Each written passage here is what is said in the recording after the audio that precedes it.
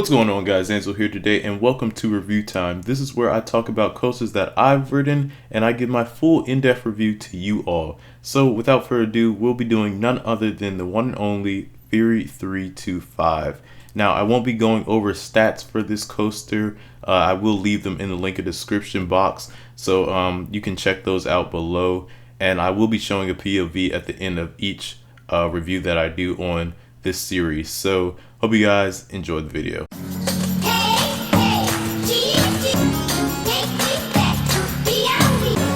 Alrighty, so Fury 325. All I can say is this coaster was phenomenal, and I'm gonna go ahead and say it right now before the video even ends. And I also will be giving a rating between 1 through 10, at 10 being the highest at the end of the video as well, of what I thought of the ride. And this is my new #1 coaster.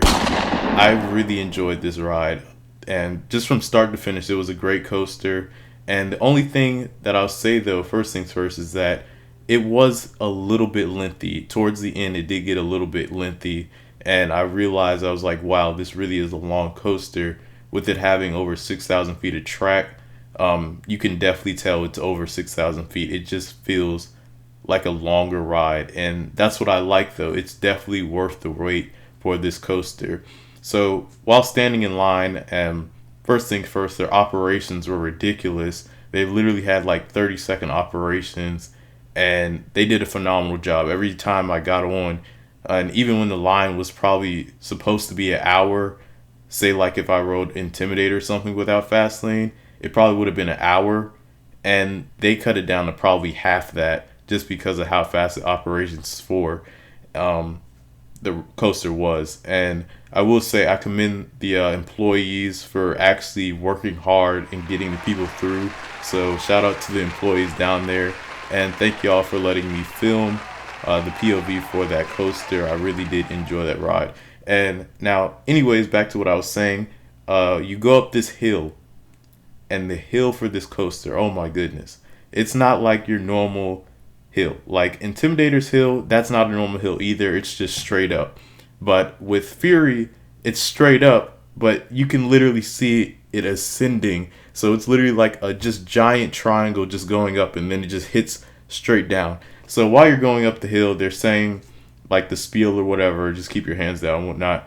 And I will say it's so tall that it literally feels like you're up there with the planes. It's 325 feet.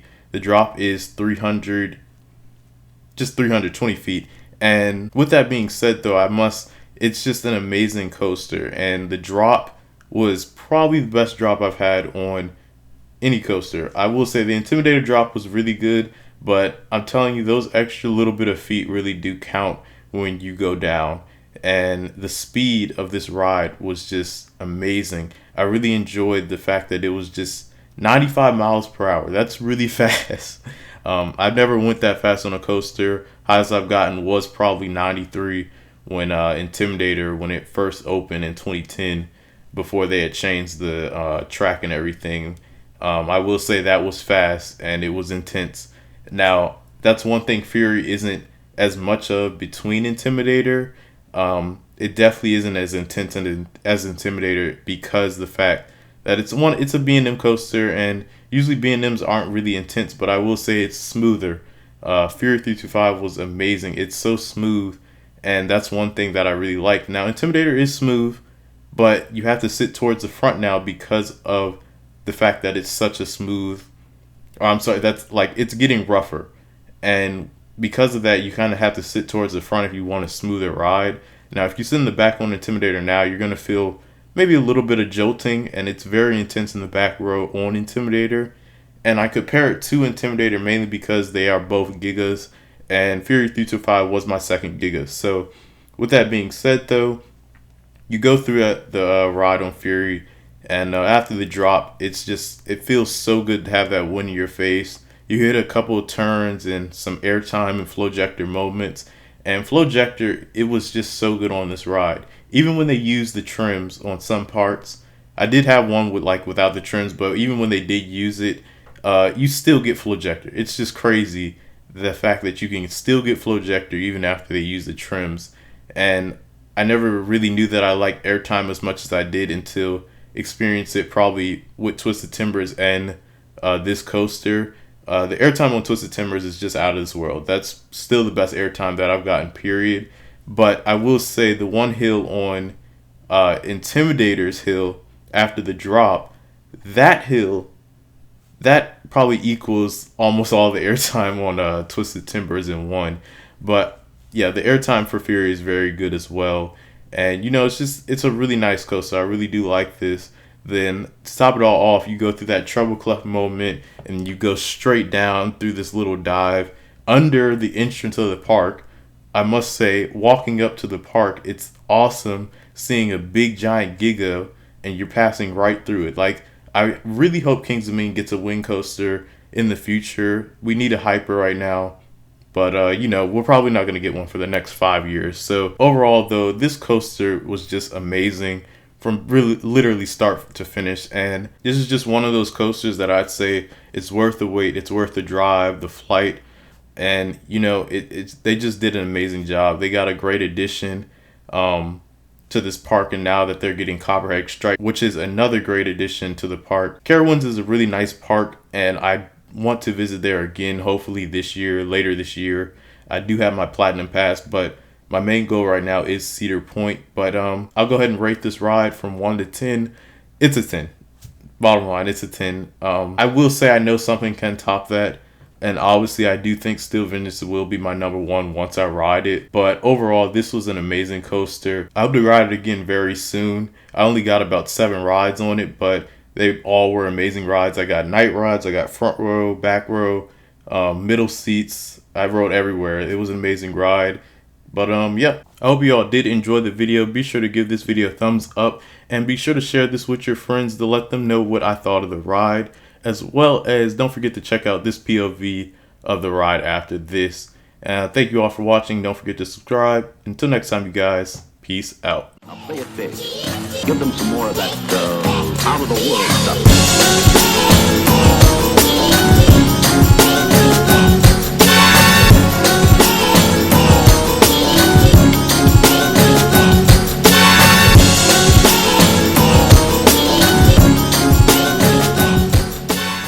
Right now, they're running 3 trains, and I don't even know what. It's crazy. Fastest ops I've ever seen. Let's get it. And the climb starts. Let's go. For your safety, please keep your hands, arms, feet, and legs inside the ride at all times. Sit in an upright sitting position, facing. Wow, I can't believe this right now. And I have it all to myself, you guys. All to myself. Of the ride. Thank you and enjoy Fury 325. Wow, this is insane. I mean, I literally see the planes right now. Wow. I can't believe. Oh, we're speeding up. Hold on. Wait a second. Oh my goodness. Holy moly. Oh! Woo! Yeah! Woo! Oh my God!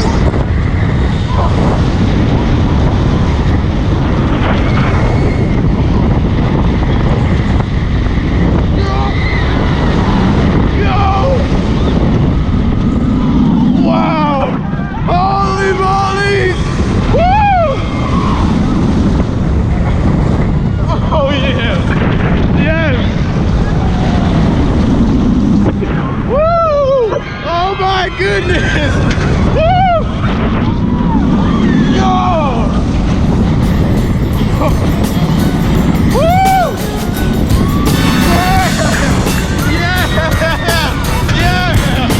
Woo! Woo! Oh my goodness! Woo! Holy goodness! Wow! Now that's a coaster! Oh my goodness! That was amazing.